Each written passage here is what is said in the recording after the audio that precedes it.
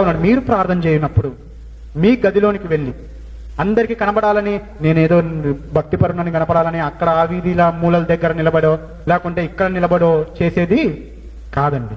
ఏమంటున్నాడు?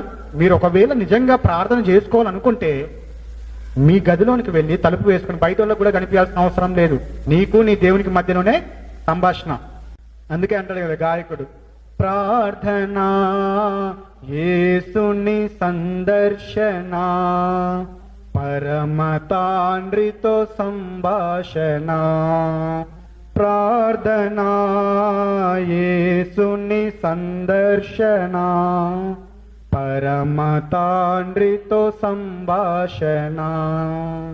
కదా, తండ్రితో నువ్వు మాట్లాడుకుంటున్నావు, దేవునితో నువ్వు మాట్లాడుకుంటున్నావు. నీకు ఇష్టం వచ్చినట్లుగా అంటే ఎటు పడితే అట్లా కాదండి. నీ హృదయం మొత్తాన్ని దేవుని ఎదుట కుమ్మరించవచ్చు. అయితే అది నీకు నీ దేవునికి మధ్యలోనే ఉండాలి.